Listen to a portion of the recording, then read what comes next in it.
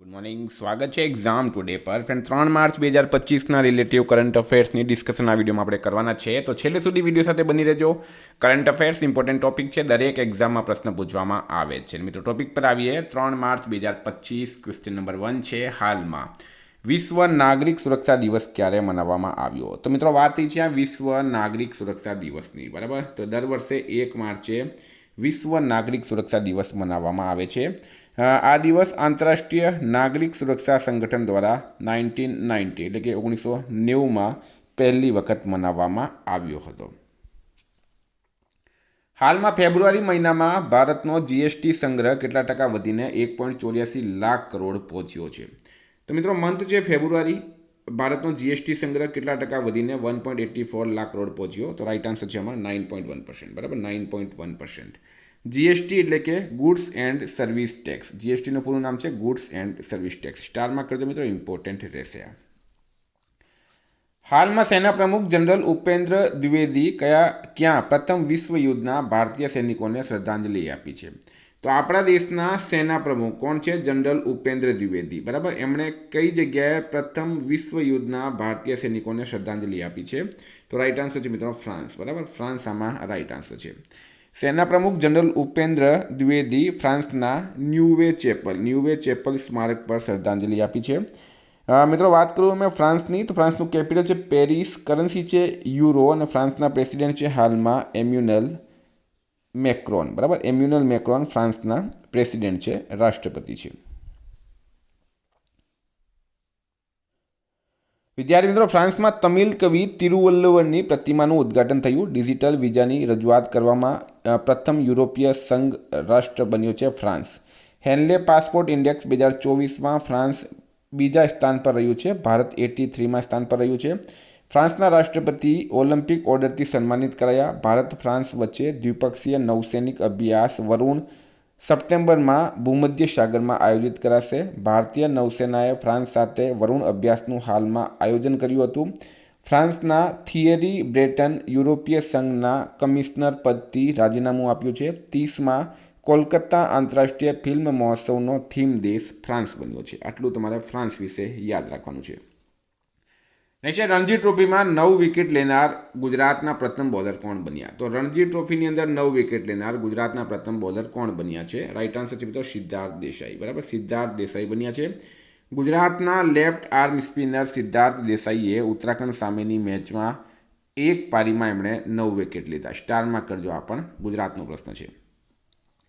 વિદ્યાર્થી મિત્રો, specially Gujarat police constable, PSI, LRD, CC mains અને બેલીફ મેન્સ માટે એક્ઝામ ટુડેનું લેટેસ્ટ એક વર્ષનું કરંટ અફેર્સ, જેમાં તમને Olympic, paralympic, Covid, IPL, GI tag, બદલાયા નામ, ભારત ગુજરાતના વર્તમાન પદાધિકારી, પુસ્તક લેખક, company CEO, brand ambassador, award GK, sports GK, G20 summit, T20 world cup, FIFA world cup, election GK, Ayodhya GK, Padma awards 2025 અને બજેટ 2025 જેવી ટોપિક વાઇઝ 44થી વધારે કરંટ અફેર્સની પીડીએફ, છેલ્લા એક વર્ષની લેટેસ્ટ મંથલી કરંટ અફેર્સની પીડીએફ, 10,000થી વધારે પ્રશ્નોનો સમાવેશ છે. તો પીડીએફ માટે માત્ર 250 રૂપિયા 9510411961 પર ગૂગલ પે, ફોનપે, પેટીએમ કંઈ પણ કરો, સ્ક્રીનશોટ મોકલી આપો, 2 મિનિટમાં પીડીએફ મળી જશે. મિત્રો, ગઈ તમામ એક્ઝામમાં 100% કરંટ અફેર્સ આપણું પૂછાયું છે. ભારત ગુજરાત ઇન્ટરનેશનલ લેવલનો એક પણ પ્રશ્ન બહાર જતો નથી.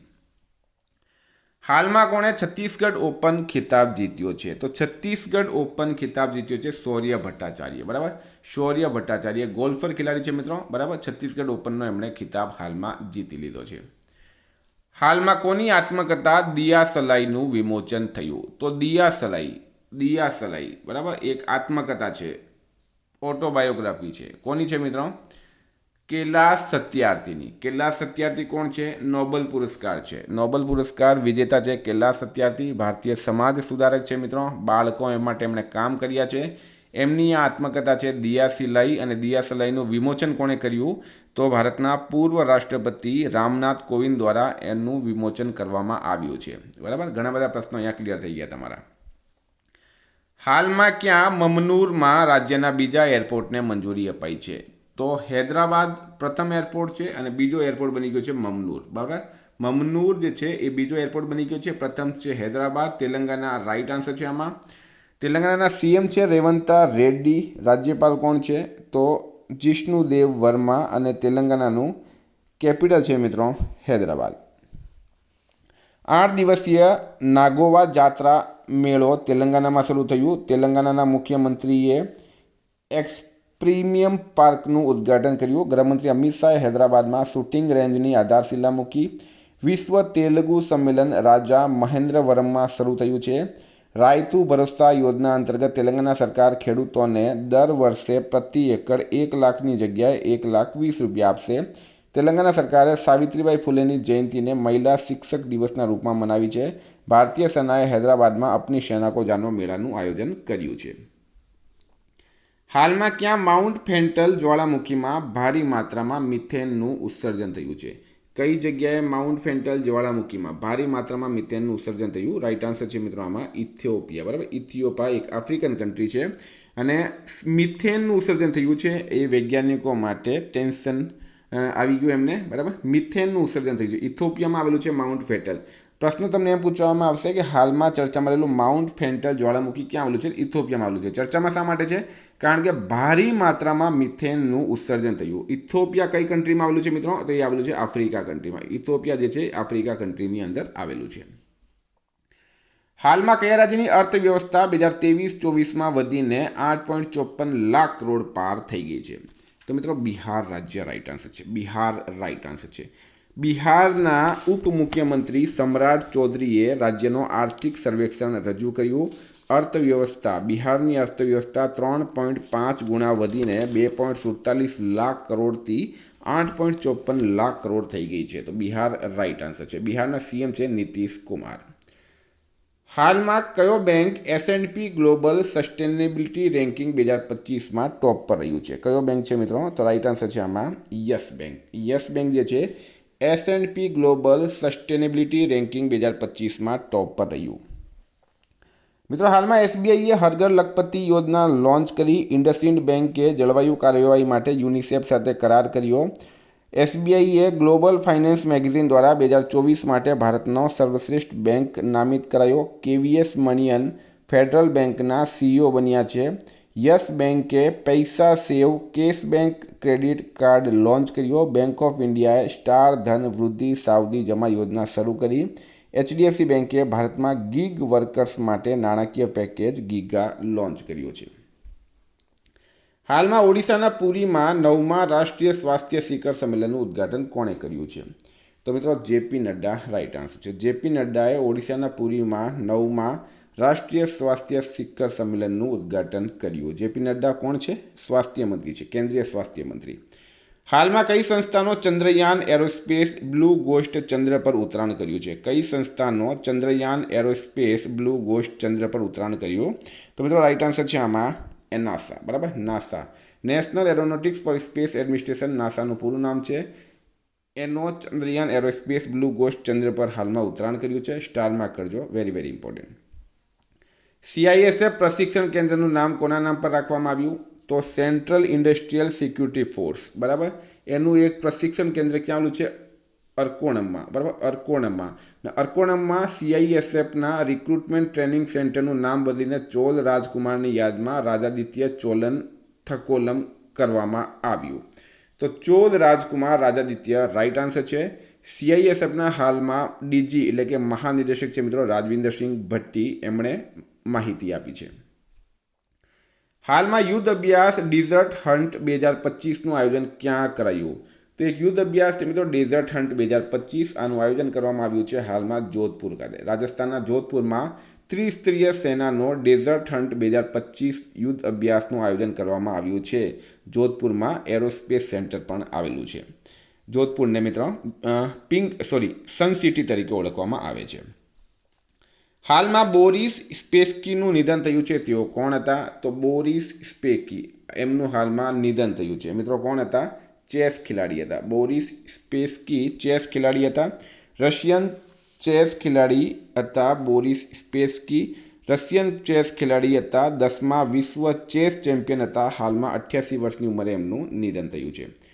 હાલમાં કયા રાજ્યમાં ભારતીય કૃત્રિમ અંગ નિર્માણ નિગમ પોતાનો પહેલો સહાયક ઉત્પાદન કેન્દ્ર સ્થાપિત કરશે? તો રાઈટ આન્સર છે મિત્રો ત્રિપુરા રાજ્ય. કયું રાજ્ય છે? ત્રિપુરા રાજ્ય રાઈટ આન્સર છે. ત્રિપુરામાં રાઈટ આન્સર છે. ભારતીય કૃત્રિમ અંગ નિર્માણ નિગમ પોતાનો પહેલો સહાયક ઉત્પાદન કેન્દ્ર ત્રિપુરામાં સ્થાપિત કરશે. તો ત્રિપુરાના સીએમ છે માણિક શાહ, રાજ્યપાલ છે ઇન્દ્રસેના રેડ્ડી અને ત્રિપુરાનું કેપિટલ છે મિત્રો અગરતલા. હાલમાં ત્રિપુરાના મુખ્યમંત્રીએ કૌશલ ઉદય ટોંગાઈ પ્રશિક્ષણ કાર્યક્રમનું શુભારંભ કર્યું. ત્રિપુરામાં બેન્ડેડ રોયલ તિતલીની શોધ કરવામાં આવી. બેન્ડેડ રોયલ એક પતંગિયું છે, એની શોધ કરવામાં આવી છે. ત્રિપુરામાં નવનિર્મિત સિદ્ધેશ્વરી મંદિરનું ઉદ્ઘાટન કરાયું. દિવ્ય કલા મેળા 2024નું ઉદ્ઘાટન અગરતલામાં કરાયું છે. ઈ કેબિનેટ પ્રણાલી લાગુ કરવાવાળો ચોથો રાજ્ય ત્રિપુરા બન્યો છે. છેલ્લો પ્રશ્ન છે, હાલમાં 67મી પુષ્પ પ્રદર્શનીનું આયોજન કયા કેન્દ્રશાસિત પ્રદેશમાં કરાયું? તો રાઈટ આન્સર છે મિત્રો આમાં દિલ્હી ખાતે. બરાબર, દિલ્હી રાઈટ આન્સર છે. તો વિદ્યાર્થી મિત્રો, દિલ્હીના નવા સીએમ બની ગયા છે રેખા ગુપ્તા અને દિલ્હીના ઉપરાજ્યપાલ કોણ છે? વિનય કુમાર સક્સેના. તો આ હતા કરંટના પ્રશ્નો. વાત કરીએ આપણે રિવિઝનની. તો ફ્રેન્ડ 2 માર્ચ 2025 રિવિઝન પર આપણે આવી ગયા. હાલમાં રાષ્ટ્રીય વિજ્ઞાન દિવસ ક્યારે મનાવવામાં આવ્યો છે? 28 ફેબ્રુઆરી રાઈટ આન્સર છે. 28 ફેબ્રુઆરીએ મનાવવામાં આવ્યો. વન નેશન વન પોર્ટ પહેલનું ઉદ્ઘાટન કોણે કર્યું મિત્રો? તો એ કર્યું છે સર્બાનંદ સોનોવાલે. સર્બાનંદ સોનોવાલ રાઈટ આન્સર છે. ચર્ચામાં રહેલ ઇડુકી વન્યજીવ અભયારણ્ય કયા રાજ્યમાં સ્થિત છે? કેરળમાં સ્થિત છે. ગુજરાત સરકારે કયા જિલ્લાના ગુનારી ગામની આંતરદેશીય મેનગ્રોવ ગુનારી સાઇટને રાજ્યની પ્રથમ જૈવ વિવિધતા હેરિટેજ સાઇટ જાહેર કરી? કચ્છ રાઈટ આન્સર છે. આઈએનએસ ગુલદાર ક્યાં ભારતનો પહેલો જળમગ્ન મ્યુઝિયમ બનાવશે? તો મિત્રો એક આઈએનએસ ગુલદાર આ એક રિટાયર્ડ શિપ છે ભારતીય નૌસેનાનો. બરાબર, હવે મહારાષ્ટ્ર સરકાર જે છે એ જળમગ્ન મ્યુઝિયમ બનાવશે આઈએનએસ ગુલદારની અંદર. સ્ટારમાં કરજો. બરાબર. કોણે ત્રીજી સાબા મહિલા ચેમ્પિયનશિપ 2025નો ખિતાબ જીત્યો? તો ભારતે જીત્યો છે.